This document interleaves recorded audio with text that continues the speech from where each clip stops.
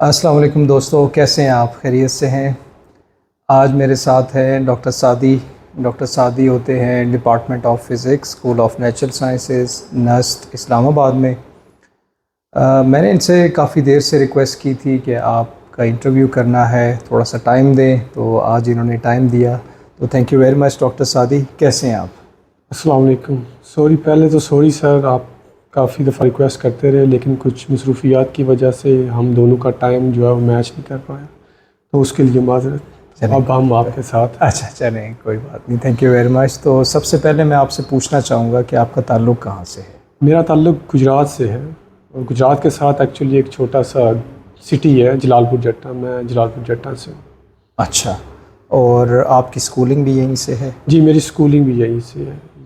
Matric तक मेरी schooling यहीं से ही है। अच्छा, तो कोई सरकारी स्कूल था? कैसा स्कूल था? जो प्राइमरी थी वो तो इंग्लिश मीडियम थी और उसके बाद जो है मिडल से मैट्रिक तक जो है वो इंग्लिश मीडियम बॉयज़ के लिए अवेलेबल नहीं था, तो फिर सरकारी स्कूल। अच्छा, तो ये बताइए, फिर मैट्रिक आपने कर लिया तो उसके बाद आपने क्या पढ़ा? फिर एफएससी की या? नहीं, एफएससी नहीं, मैंने मैट्रिक के बाद जो है डिप्लोमा किया, डिप्लोमा ऑफ एसोसिएट इंजीनियरिंग अच्छा, मैकेनिकल तो में आप मैंने इस तरफ कैसे आ गए? डिप्लोमा 3 साल का होता है मेरा ख्याल है। हाँ, डिप्लोमा 3 साल का है। असल में मुझे इतनी ज़्यादा अवेयरनेस भी नहीं थी, तो बस वैसे ही जो है शशोपंज में जो है मैं डिप्लोमे की तरफ निकल गया। अच्छा, तो डिप्लोमा करने के बाद फिर आपने क्या पढ़ा? उसमें तो बहुत कम चांसेस होते हैं मुख्तलिफ बीएस में आने के या बीएससी में आने के। जी जी, ये बात आपकी ठीक है। क्योंकि अगर आप बीएस इंजीनियरिंग के लिए भी जाएं तो डिप्लोमा होल्डर्स के लिए कुछ रिज़र्व सीट्स होती हैं। यूईटी में शायद 3 सीट्स हैं, एक यूईटी टेक्सला में जो है 1 या 2 सीट्स है। ये है टोटल 3 या 4 या 5 सीट्स बनती हैं। तो इसलिए सिर्फ डिप्लोमा होल्डर्स के लिए, और सेल्फ फाइनेंस के लिए डिप्लोमा होल्डर को एडमिशन मिलता ही नहीं है बीएस इंजीनियरिंग में। तो फिर उसके बाद जो है मेरे पास जो चांसेस थे, या तो मैं जॉब कर लूँ या फिर मैं जो है यही या बीए कर लूँ या बीएससी कर लूँ या फिर बीकॉम कर लूँ। और जॉब डिप्लोमे के बाद जॉब जो है वो मेरी मिडिल ईस्ट में हो गई थी, लेकिन जो घर वालों ने इजाज़त नहीं दी। उन्होंने बोला कि आप स्टडी करें, अभी टाइम है। तो फिर उसके बाद जो है या 2-3 कॉलेजेस हम गए, लेकिन वहाँ पे उन्होंने जो क्लैरिकल स्टाफ है उन्होंने लिटरली हमें ये बोला कि आपका ताल्लुक़ तालीम से नहीं है, आप फैक्ट्रीज़ में जाएं और जाके जॉब करें क्योंकि आपने डिप्लोमा किया। तो फिर गुजरात में ये कॉलेज है जिसमें जो स्टूडेंट्स हैं वो कुछ लफंटर किस्म के स्टूडेंट जाते हैं। आप ये कह सकते हैं कि उस कॉलेज को स्टूडेंट्स मोस्टली वही जाते हैं जो बैक बेंचर्स होते हैं, आप इस तरह कह सकते हैं। तो चूँकि हमें कोई ले नहीं था रहा और उस कॉलेज के पास कोई जा नहीं था रहा, तो फिर हमारे पास जो है ये गोल्डन चांस बना के चले हम उस कॉलेज की तरफ जाते हैं। तो उनकी मेहरबानी, उन्होंने हमें एडमिशन दिया। हम 3 दोस्त थे और उन्होंने हमें एडमिशन दिया, और टोटल उस बीएस डबल मैथ फ़िज़िक्स में 7 स्टूडेंट थे और उन 7 स्टूडेंट में 4 स्टूडेंट पास हुए थे और उनका रिज़ल्ट हिस्ट्री में फ़र्स्ट टाइम अबव 50% रहा। तो इसी चीज़ को देखते हुए जो दूसरे कॉलेजेस थे उन्होंने फिर ये बात उठाई कि अगर आप जो स्टूडेंट्स हैं स्पिट कॉलेज से डिप्लोमा करके आ रहे हैं, Swedish Pakistani institute of technology, ये काफ़ी फेमस इंस्टीट्यूट है। अगर इस इंस्टीट्यूट से अगर स्टूडेंट डिप्लोमा करके आ रहे हैं तो उनको आप बीएससी में एडमिशन दे दिया करें। अच्छा, तो उसके बाद हमारे काफ़ी जूनियर्स जो हैं वो बीएससी बाकी कॉलेजेस में भी कर रहे हैं गुजरात में। अच्छा, तो उसके बाद फिर आपने बीएससी कर ली, तो फिर एमएससी आपने कहाँ से की? एमएससी मैंने Punjab university department of physics से की मैंने। तो आप वहाँ लाहौर कैसे चले गए? आप इस्लामाबाद में कायद-ए-आज़म यूनिवर्सिटी में नहीं आए? नहीं, मैंने अप्लाई किया था, कायद यूनिवर्सिटी में भी अप्लाई किया था और पंजाब यूनिवर्सिटी में भी अप्लाई किया था। और जो कायद यूनिवर्सिटी के जो मेरिट लिस्ट लगी थी उस वक़्त पंजाब यूनिवर्सिटी का एक सेमेस्टर हो चुका था, और उस वक़्त पंजाब यूनिवर्सिटी के जो फर्स्ट सेमेस्टर में मेरा CGPA 3.74 के लगभग था। और एक ये चीज़ थी, और दूसरे नंबर पे मेरा जो कायद यूनिवर्सिटी में एडमिशन हुआ था वो भी सेल्फ़ फाइनेंस पे हुआ था। फिर मैंने 2-3 टीचर से मशवरा किया, उन्होंने यही मुझे मशवरा दिया कि आप इस तरह करें कि एमएससी जो है वो पंजाब यूनिवर्सिटी से ही कर लें, और अगर आप एमफिल करना चाहें तो फिर आप जो है कायदे यूनिवर्सिटी से एमफिल के लिए चले जाइएगा। अच्छा। अगर आपको एडमिशन मिलता है एमफिल में तो। सही। तो एमएससी पंजाब यूनिवर्सिटी का जो फ़िज़िक्स डिपार्टमेंट है वो कैसा डिपार्टमेंट है? अच्छा डिपार्टमेंट है कंपेयर टू कायदे आज़म यूनिवर्सिटी? नहीं, कंपेयर टू कायदा यूनिवर्सिटी तो आप नहीं कह सकते, लेकिन बाकी यूनिवर्सिटी से काफ़ी बेहतर है। अच्छा जी। तो फिर एमएससी करने के बाद आप कायदे आज़म यूनिवर्सिटी आगे एमफिल जी, कायदा यूनिवर्सिटी एमफिल। अच्छा। तो फिर यहाँ क्यों आए? यहाँ क्या वजह बनी आपकी? वहीं से क्यों नहीं आपने एमफिल किया? असल में ये था कि जब हम एमएससी कर रहे थे पंजाब यूनिवर्सिटी में, तो उस वक्त डॉक्टर रियाजुद्दीन की एक टॉक थी फ़िज़िक्स डिपार्टमेंट पंजाब यूनिवर्सिटी से। तो जब उनको देखा तो फिर हमारे 3-4 दोस्त थे, और हमने यही सोचा कि हम इनसे जो है ना कुछ कोर्सेज लेंगे। तो वो कायदा यूनिवर्सिटी में टीच करते थे, तो फिर एक मेन मोटिवेशन ये भी था कि हम रियाज साहब के साथ जो है ना वो कम से कम कोर्स तो ले लें। अच्छा। फिर आप यहाँ पर कायदे आज़म यूनिवर्सिटी में आ गए, तो रिसर्च किसके साथ किया? और रिसर्च लकीली मेरी डॉक्टर रियाज साहब के साथ ही थी, रियाजुद्दीन साहब के साथ। डॉक्टर रियाजुद्दीन जो अभी हयात नहीं है? जी जी। अच्छा। और डॉक्टर रियाजुद्दीन और डॉक्टर फयाजुद्दीन दोनों भाई हैं? ये ट्विन ब्रदर्स। Twin brothers. जी जी। ब्रदर हैं। अच्छा। तो आपने फिर रिसर्च किस में की? हाई एनर्जी फ़िज़िक्स में ही की? रिसर्च हाई एनर्जी फिज़िक्स में, थ्योरेटिकल पार्टिकल फिज़िक्स में की हमने।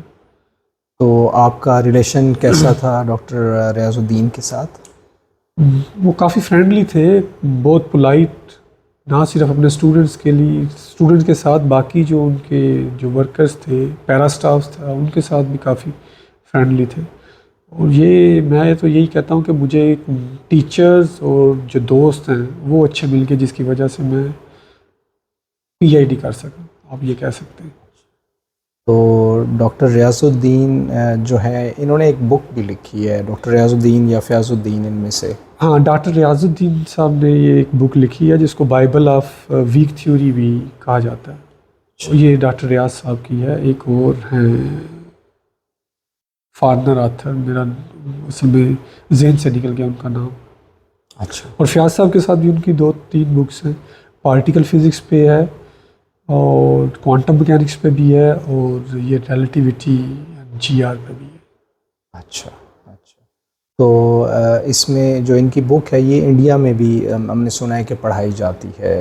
ये इतनी अच्छी बुक है, बाइबल इसको कहते हैं, बाइबल ऑफ नहीं, मुझे इस चीज़ का आइडिया नहीं है, लेकिन ये काफ़ी जो है काफ़ी फेमस बुक है। अच्छा। वीक थ्योरीज़ को अगर आपने डीपली अंडरस्टैंड करना है तो उसके लिए काफ़ी बेहतर है। तो ये बताइए, आपका डॉक्टर रियाजुद्दीन के साथ कोई रिसर्च पेपर भी है? नहीं, जब हम एमएस में थे उस वक्त तो रिसर्च पेपर नहीं था। फिर जब हमारी डिग्री हो गई, मैं और डॉक्टर फैसल एक दिन वैसे मुलाकात के लिए गए रियाज साहब और फयाज साहब के साथ। तो हमारी मुलाकात फयाज साहब के साथ हुई। तो फयाज साहब ने वैसे ही पूछ लिया कि आप आजकल क्या कर रहे हैं। तो हम उस वक्त कुछ भी नहीं थे कर रहे। तो उन्होंने ये बोला कि इस तरह तो आपने जो सीखा है वो भी भूल जाएंगे, अपने आप को ज़ाया करेंगे। आप इस तरह करेंगे, हमारे सीनियर थे इश्तियाक भाई, अभी भी हैं एमसीपी में सीनियर साइंटिफिक ऑफिसर हैं इश्तियाक भाई। उन्होंने बोला कि मैं इश्तियाक को रिक्वेस्ट करता हूँ आप उनके साथ जो है ना कोई रिसर्च प्रोजेक्ट पे काम करें। तो फिर इश्तियाक भाई के साथ हमने काम किया, तकरीबन 2 साल हमने काम किया, और उसके बाद हम एक पेपर लिखने में कामयाब हो गए। फिर जब मैं पीएचडी के लिए चला गया तो वहाँ भी एक प्रोजेक्ट जो इश्तियाक भाई के साथ कर रहे थे तो उसको भी परसू किया, और वो पेपर भी हो गया। और काफ़ी हेल्पफुल थे इश्तियाक भाई, और काफ़ी जो है वो डीपली अंडरस्टैंड करते थे पार्टिकल फिज़िक्स को और ये कोडिंग वगैरह। और ये जो 2 रिसर्च आर्टिकल्स हमने लिखे थे उसकी कोडिंग वो इतनी जनरल उन्होंने बनवाई थी कि अभी ये रिसेंटली 2 माह पहले उनके साथ डिस्कशन हो रही थी, और कुछ नई जो है वो इनपुट, जो एक्सपेरिमेंटली इनपुट हमें वो मिली हैं, उसको यूज़ करते हुए वो जो ऑलरेडी हमने कोड लिखे हुए हैं उसी को हम यूज़ करके तो न्यू प्रेडिक्शन दे सकते हैं। तो अभी 1-2 पेपर में मैं वैसे काम कर रहा हूँ, जब उससे फ़ारग होऊंगा तो फिर उन पे चलेंगे हम। अच्छा। इंशाल्लाह। ठीक है, तो अभी हम एमफिल का हाँ, बात कर लेकिन रहे हैं। ये कि एमफिल की जो मेरी डिग्री थी उस दौरान मेरी कोई पब्लिकेशन नहीं थी। अच्छा, तो डॉक्टर सादी आपने फिर बताया कि इश्तियाक साहब के साथ आपने काम किया और उनके साथ काम किया, और फिर पेपर भी आपने बताया कि उनके साथ जी, लिखा। 2 पेपर थे। दो पेपर एक लिखे। तो उनके साथ जो काम किया था पाकिस्तान में रह के, फिर उसके बाद पीएचडी में एडमिशन हो गया तो फिर मैं पीएचडी के लिए चला गया। तो दूसरा जो प्रोजेक्ट है वो वहाँ पे मैंने उनके साथ किया। तो आपकी पीएचडी कहाँ से है? मेरी पीएचडी चाइना से है। चाइना से? जी जी, किस यूनिवर्सिटी से? मेरी university of Chinese academy of sciences. अच्छा, तो डॉक्टर फैसल भी आपके हाँ, साथ थे? सेम सेम यूनिवर्सिटी है और हमारी जो बिल्डिंग थी वो भी सेम बिल्डिंग थी। अच्छा। तो फील्ड भी हमारी सेम ही है, क्योंकि मेरे जो पहले 2 रिसर्च आर्टिकल्स थे वो कोलैबोरेशन इनके साथ थी, डॉक्टर फैसल और डॉक्टर इश्तियाक। डॉक्टर इश्तियाक ने हमें सिखाया था। आप ये समझ लें कि हम जो हैं वो स्टूडेंट फिर बने डॉक्टर इश्तियाक के, मैं और फैसल, डॉक्टर फैसल। तो फिर हम दोनों ने मिलकर काम किया और हमने अच्छा। उनसे इश्तियाक भाई से सीखा और हमने पेपर दो पेपर पब्लिश किए। एक तो पाकिस्तान में ही रह के और एक जो है वो चाइना में हम गए थे। तो वहाँ पे हमें फिर से मौका मिल गया मुझे और फैसल को इकट्ठे काम करने का, क्योंकि आप यूनिवर्सिटी भी सेम थी, फिर बिल्डिंग भी सेम थी। तो फिर हम गाहे बगाहे उसको भी देखते रहते थे। तो आपके वहाँ सुपरवाइज़र भी एक ही थे दोनों के? नहीं, सुपरवाइज़र डिफरेंट थे। सुपरवाइज़र जी डिफरेंट जी, थे और रिसर्च एरिया भी मुख्तलिफ? नहीं, रिसर्च एरिया डिफरेंट था। अच्छा, जी जी। क्योंकि डॉक्टर फैसल का मैंने जब इंटरव्यू किया, उन्होंने भी इश्तियाक साहब के साथ काम किया है, डॉक्टर इश्तियाक के साथ। तो क्या वो मुख्तलिफ डायरेक्शन में काम करते हैं डॉक्टर इश्तियाक? नहीं, डॉक्टर इश्तियाक जो है ये हैवी लाइट मीज़ान्स फिनोमेनोलॉजी पे काम करते हैं, beyond the with in the standard model and beyond the standard model. ये डॉक्टर इश्तियाक, डॉक्टर अली प्राचा और ये जो है डॉक्टर जमील असलम, इनकी फील्ड जो है ये मोस्टली यही है। तो हम भी जो डॉक्टर इश्तियाक के साथ जो हमने काम किया था वो भी इसी फील्ड में किया था। अच्छा, वो तो अच्छा, तो वहाँ जो सुपरवाइज़र थे, आपने पहले तो ये बताएं पीएचडी में अप्लाई कैसे किया आपने? कोई स्कॉलरशिप आया था? पीआईडी में स्कॉलरशिप था, ये कैस्ट वास स्कॉलरशिप था, तो उस पर अप्लाई किया था। पहले आपने सुपरवाइज़र को अप्रोच करना होता है, उससे एक्सेप्टेंस लेटर देना है, फिर उसके बाद आपने अप्लाई करना है, फिर शॉर्ट लिस्टिंग होती है, इंटरव्यूज़ होते हैं, फिर उसके बाद जो है वो आपको एडमिशन देते हैं। स्टूडेंट मेरे पास आते हैं, वो पूछते हैं कि हम कैसे अप्लाई करें। तो अगर किसी को ईमेल कर रहे हैं तो आपके ख्याल में क्या कुछ उसमें अटैच करना चाहिए, क्या कुछ लिखना चाहिए? ब्रीफली सिर्फ अगर आप बता दें, क्योंकि आप तो इस एक्सपीरियंस से गुजर चुके हैं। ब्रीफली जो मुझे जो बेहतर लग रहा है उसमें यही है कि आप जिस प्रोफेसर को आप लिखना चाह रहे हैं पहले आप उसका जो है रिसर्च प्रोफाइल चेक कर लें, उसका 1-2 आर्टिकल देख लें और उस आर्टिकल को आप स्टडी करें और उसके बाद जो है वो आप अपनी जो भी इंट्रोड्यूस अपने आप को करवाएं। फिर उसके बाद जो आपने उसके आर्टिकल्स में जो स्टडी किया है, ठीक है, उसको आप बयान करें।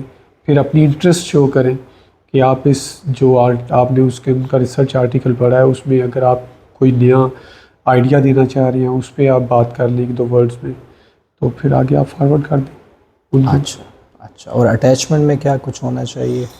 अटैचमेंट में सीवी ठीक है, अगर आपकी कोई पब्लिकेशन है तो वो सीवीज़ में भी मेंशन की जा सकती हैं, क्योंकि मोस्टली जो आपको भी आइडिया है कि प्रोफेसर्स के बाद इतना टाइम नहीं होता, तो जितनी शॉर्ट ईमेल हो और जितनी अटैचमेंट कम हो उतनी बेहतर है। ठीक है। वो आपका जो रिसर्च आर्टिकल्स है उसका आप जो है आर्काइव नंबर और आईओडी नंबर जो है वो मेंशन कर सकते हैं, उसका टाइटल लिख सकते हैं। अच्छा, तो प्रोफेसर तो खुद ही वो ओपन कर लेता है, अगर वो इंटरेस्टेड है आपकी आइडियाज़ को, उसको अच्छा लगा है तो वो खुद ही ओपन कर लेगा आपकी वो रिसर्च आर्टिकल। ठीक है, ठीक है। तो फिर वहाँ पर आप चाइना चले गए तो कैसा रिलेशनशिप था आपके सुपरवाइज़र के साथ? वो बहुत ही फ्रेंडली है, चाइनीज़ जो है ना, तासुब नहीं है और दूसरे नंबर में फ्रेंडली बहुत ज़्यादा है। ये तो डॉक्टर फैसल ने भी आपको बताया होगा। और वहाँ पे जो है वो वर्किंग आवर की कोई कैद नहीं है कि आपने इस वक्त काम करना है या इस वक्त काम करना है। मैं मोस्टली जो है वो तकरीबन ये लंच के बाद जाता था, 2-3 बजे जाता था, और मैं फिर सुबह 6, साढ़े 6, 7 बजे अपार्टमेंट आ जाता, फिर सो जाता। और प्रोफेसर को भी पता था कि ये इसकी रूटीन यही है। अच्छा, और वो रोकता टोकता नहीं था कि 9 बजे आए और 5 बजे आप चले गए? वो नहीं रोकता था। अच्छा। मैं शुरू में ये पहले फर्स्ट एक आध माह में तो होता है वो, आपको उनकी आप यूज़ टू नहीं होते आदत से। इवन के अगर आपका कोई फ्रेंड भी नया बन रहा है तो उसकी भी आदत से आप यूज़ टू नहीं होते। 1-2 माह गुजरता है तो वो आप एक दूसरे को समझना शुरू हो जाते हैं। तो शुरू में मुझे भी लगा, 1-2 माह प्रोफेसर को भी लगा, क्योंकि वो सुबह 9, साढ़े 9 बजे बुला लेता, Sadi take your paper and come to my office, take your paper and come to my office. वो तकरीबन दिन में 5-7 दफ़ा जो है मुझे अपने ऑफिस लेके जाता था। तो इवन मेरे जो ऑफिस फेलो थे चाइनीज़, वो भी जो है ना वो काफ़ी हंसते थे मुझ पर। पता नहीं मुझ पे हंसते थे या प्रोफेसर के। तो मैंने जो ऑफिस फेलो थे दूसरे, तो उनका जो प्रोफेसर मैंने 3 साल में तकरीबन 2 या 3 दफ़ा उसके ऑफिस को विज़िट करते देखा। फिर उसके बाद एक रात जो है वो मैं काम कर रहा था 3 बजे, तो मैं काफ़ी लेने गया, तो प्रोफेसर जो है वो एकदम मेरे पीछे। Professor, what are you doing here? I am doing my research. Oh you should take care of your health. तो मैंने उसको बोला, mostly I use to work at night. तो उसके बाद फिर वो सुबह के टाइम जो है वो मेरे ऑफिस में कभी नहीं गया। वो लंच के बाद ही जो है, अगर कोई ज़्यादा ज़रूरी काम होता था तो फिर वो रात 2-3 बजे वो मैसेज कर देता था, उसको आइडिया होता था कि ये अभी जाग रहा है। तो ये बहुत ही फ्रेंडली है, बहुत फ्रेंडली, तासुब नहीं है। और चाइनीज़ बाज़ औक़ात क्योंकि लैंग्वेज बैरियर बहुत ज़्यादा है, तो ये माशाल्लाह आती भी नहीं है। डॉक्टर फैसल तो काफ़ी अच्छी बोल लेते हैं, तो मैं नहीं बोल सकता। तो अगर बाज़ औक़ात आपको कोई हेल्थ इशू है, आपने हॉस्पिटल जाना है, तो चाइनीज़ अगर आप साथ लेके जाएं तो काफ़ी हेल्पफुल होता है। तो मैं वहाँ पे अपने ऑफिस फेलोज़ को किसी एक को भी कहता था, वो उसी वक्त काम छोड़ के मेरे साथ जो है 2-3 किलोमीटर जो है वॉक करके हॉस्पिटल जाते रहे, इवन बैंक में जाते रहे। अच्छा। वो डिले नहीं थे करते। ये काफ़ी जो है वो हेल्पफुल है। तो आप रात को काम करते थे, क्या लैब का काम था कोई या नहीं, ये थ्योरेटिकल काम था? प्रैक्टिकल काम। थ्योरेटिकल काम था। तो आपकी सुपरवाइज़र के साथ कितनी पब्लिकेशंस हैं? मेरी सुपरवाइज़र के साथ 3 पब्लिकेशन हैं ड्यूरिंग पीएचडी? ड्यूरिंग और पीएचडी। 2 पहले थी आपकी, टोटल 5 हो गई? टोटल 6 है मेरी में। 6 है। अच्छा, ठीक है। तो असल में मैं जो है वो इतना स्टेबल नहीं हूँ। बाज़ का जो है ना वो, क्योंकि थ्योरेटिकल फिज़िक्स में हमारी जो फील्ड है उसमें पब्लिकेशन कम आती है। फिर मैंने सोचा कि जो है ना मटेरियल भी सीखते हैं, तो वो भी थोड़ा सा किया मैंने, लेकिन उसमें कुछ इतना मुझे नहीं मज़ा आया। फिर मैं इसी फील्ड में आया। तो अभी भी यही चीज़ें चल रही हैं। एक प्रोजेक्ट करता हूँ, वो तकरीबन 90% 80% होता है, तो कहते हैं चलो ये हो गया, दूसरा करते हैं। और इस तरह मेरे अभी 3-4 प्रोजेक्ट जो हैं वो बिखरे पड़े हैं। अब सोच रहे हैं उसको वाइंड अप कर रहे हैं, 1-2 तो हम लिख रहे हैं, तो इंशाल्लाह इस माह के एंड तक जो है वो सबमिट कर देंगे। चलें, उस पर भी हम बात करते हैं। तो फिर आपने पीएचडी कंप्लीट वहाँ से कर ली, फिर आपने क्या किया, वापस पाकिस्तान आ गए? फिर वापस पाकिस्तान आ गए। पोस्ट डॉक वगैरह का नहीं किया? पोस्ट डॉक मेरी जब यहाँ पे जॉब हुई थी तो तकरीबन जनवरी 2020 में हुई थी मेरी। ये 22 जनवरी 2020 में, और मुझे फरवरी में जो है वो मेरी पोस्ट डॉक हो गई थी। अच्छा। तो फिर वो मिस कर दी। अच्छा, वो पोस्ट डॉक आपने जॉब के लिए मिस कर दी? हाँ, जॉब के लिए मिस कर दी। तो फिर वो मिस हो गई। अच्छा। अभी तक मिस ही है। हाँ, आप जब तो नए नए आए थे तो हमने सुना था कि आपका एक पेपर जो है वो 10 इम्पैक्ट फैक्टर में आया है। क्या वो क्या है, थोड़ा सा बताइए उस सवाल। ये असल में नेचर के बाद जो सेकंड रैंक पे आता है वो PRL, फिज़िक्स रिव्यू लेटर्स है। तो उसका इम्पैक्ट फैक्टर 9.83 इसके लगभग था उसका ना इम्पैक्ट फैक्टर। वो असल में 2 अप्रोचेज़ हैं आपके पास, 2 अप्रोचेज़ हैं। ये 2 अप्रोचेज़ को लिंक करता है। वो थ्योरम हमने एक दिया था। एक फील्ड जो है वो इंट्रोड्यूस हुई थी 1994 में, और उसमें ये बोला गया था कि ये चीज़ जो है ये इस स्केल पे डिपेंड करती है, सॉफ्ट स्केल पे ही डिपेंड करेगी। लेकिन जब हम उसके एनालिटिकल एक्सप्रेशन देखते हैं तो वो सॉफ्ट स्केल पे डिपेंड नहीं करती, उसमें हार्ड स्केल भी आते हैं। तो इसका मतलब ये है कि we have to factorize this thing, कि सॉफ्ट स्केल अलग हो जाए, हार्ड स्केल अलग हो जाए। तो वो थ्योरम हमने दिया था। तो उसमें ये है कि एक आपकी स्टैंडर्ड QCD अप्रोच है और एक आपके पास effective field theory. Effective field theory आप इस तरह ले सकते हैं कि अगर आपने ब्रिज बनाना है तो आप सिर्फ जो आप कंक्रीट है जो है उसकी क्वालिटी पे जो है ना फोकस करें, ना कि आप जो है इलेक्ट्रॉन, प्रोटॉन और न्यूट्रॉन को स्टडी करना शुरू कर दें कि कंक्रीट एटम से मिलके बना है और एटम में इलेक्ट्रॉन प्रोटॉन है, हम इसको स्टडी करते हैं। तो अगर आपने ब्रिज बनाना है तो फिर आप कंक्रीट को स्टडी करें। तो इफेक्टिव फील्ड थ्योरी भी यही है कि अगर आपने किसी खास एंटिटी को स्टडी करना है तो उसके लिए जो इफेक्टिव थ्योरी है उसको आप अप्लाई करें। अच्छा, तो ये एक्चुअली ब्रिज है एक अप्रोच से दूसरी अप्रोच की तरफ। पेपर आसानी से आपका पब्लिश हो गया था, जर्नल बहुत अच्छा है ये। नहीं, इसको तकरीबन 3 साल लगे थे। अच्छा, 3 साल इसमें लगे रिवीजन थे। करने में या सबमिट करने में, शुरू से आखिर तक आप बता रहे हैं?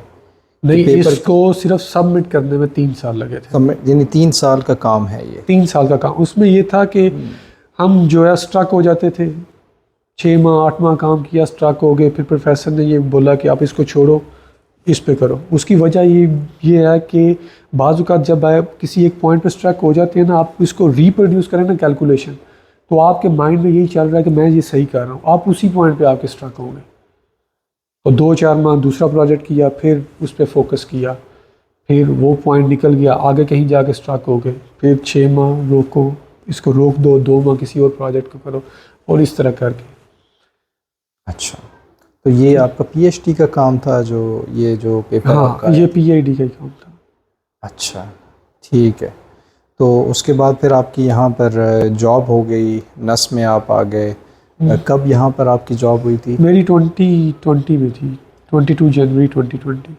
20 2020 2020 में आपकी जॉब हुई थी। तो अभी आप ये बताइए कि यहाँ पर कितने स्टूडेंट हैं आपके साथ? कुछ MS के, PhD के? मेरे साथ 2 MS के स्टूडेंट हैं अभी। अच्छा, और PhD का स्टूडेंट नहीं है? PhD का स्टूडेंट नहीं है, 2 MS के स्टूडेंट हैं और 3 MS जो है वो कर चुके हैं। अच्छा, 3 MS और कर चुके हैं। 2 जो हैं, 2 ने BS किया, BS प्रोजेक्ट। हाँ, फाइनल ईयर प्रोजेक्ट से कहते हैं। हाँ, 5 BS के हो चुके हैं और 3 MPhil के, और अभी जो हैं 2 इनरोल्ड हैं मेरे साथ। और दोनों का, एक का तो पेपर मैं लिख रहा हूँ और दूसरा जो है वो हम कॉस्मोलॉजी पे थोड़ा बहुत काम कर रहे हैं। तो वो भी तकरीबन 1-2 माह के बाद उसको भी राइटिंग, उसका भी लिखना स्टार्ट कर देंगे। अभी कुछ रिज़ल्ट्स कुछ रहते हैं, वो हमने फाइनलाइज करने हैं रिज़ल्ट्स उसके। तो फील्ड आपकी हाई एनर्जी फिज़िक्स ही है? जी, पार्टिकल फिज़िक्स। पार्टिकल फिज़िक्स जी।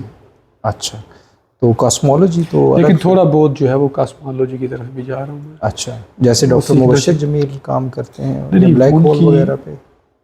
नहीं, वो तो प्योरली GR को यूज़ करते हैं ना, अच्छा खासा। लेकिन मेरा जो है वो कॉस्मोलॉजी का ज़्यादा इंटरेस्ट है, इन्फ्लेशन वगैरह उस पर। अच्छा, चलिए, थैंक यू वेरी मच। मैं तो अभी सीख रहा हूँ, अच्छा, तो अभी कुछ टाइम लगेगा, 3-4 साल तो लगेंगे इसको सीखने में। अच्छा, ठीक है, ठीक है। Thank you very much doctor सादी, बड़ा अच्छा लगा आपसे बात करके और पेपर का जान के बड़ी खुशी हुई। तो आखिर में बस मेरा ये आपसे क्वेश्चन ये है, या आपसे मैं रिक्वेस्ट करूँगा, कोई पैगाम अगर आप देना चाहें स्टूडेंट्स को, कोई मैसेज उनको देना चाहें? मैसेज यही है कि आप भी एग्री करेंगे कि अगर आपने अनसीन प्रॉब्लम सॉल्व करना है तो उसके लिए जब तक आपने सीन प्रॉब्लम को नहीं समझा होगा, या फिर जब तक आपने सीन प्रॉब्लम को हाथ से गुजारा नहीं होगा, वो अनसीन करने काफ़ी मुश्किल होगा आपके लिए। बेहतर ये है कि जो आप सीन प्रॉब्लम्स को हाथ से गुजारें, उसको अच्छे से समझें, तो उसके बाद जो है वही अप्रोच जो है वो अनसीन पे आप अप्लाई करें, तो वो बहुत इजीली सॉल्व हो जाएगा। अच्छा, मैं बस अभी मोस्टली ये चीज़। और दूसरे नंबर पे जो फिज़िक्स नहीं, आपकी जो साइंस है वो बेस ही मैथ पे कर रही है। आप भी एग्री करेंगे, आपकी जो इवन मेडिकल फिज़िक्स में भी आपकी मैथ ही है। जी जब आप ब्लड प्रेशर चेक करते हैं, there is a motion, motion ही है ना सर। जी जी तो वो आप मोशन कैलकुलेट कहाँ से करते हैं? आप डेरिवेटिव वो वहीं से कैलकुलेट करते हैं सर। जी जी और जो आप ऑसिलोस्कोप लगी होती है सर, जब हार्ट का पेशेंट होता है उसके साथ एक स्क्रीन जो लगी होती है वो ऑसिलोस्कोप ही होती है ना सर। तो वहाँ पे भी आपके पास साइनोसाइडल वेव आ रही होती है, और साइनोसाइडल साइन और काज ही है। साइन एंड काज भी तो आपका मैथ ही है। यानी कि मैथ अच्छा होना चाहिए आपका।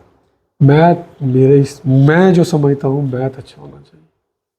अच्छा, तो अभी मेरे जहन में आ रहा था, क्योंकि शायद मैं अब किसी और पार्टिकल फिजिसिस्ट का कोई इंटरव्यू ना कर सकूं, तो कोई लोग मशीन लर्निंग पे भी काम कर रहे हैं, पार्टिकल फिज़िक्स वाली साइड पे कोई कनेक्ट कर रहे हैं मशीन लर्निंग को पार्टिकल फिज़िक्स के नहीं, साथ? अभी पाकिस्तान में तो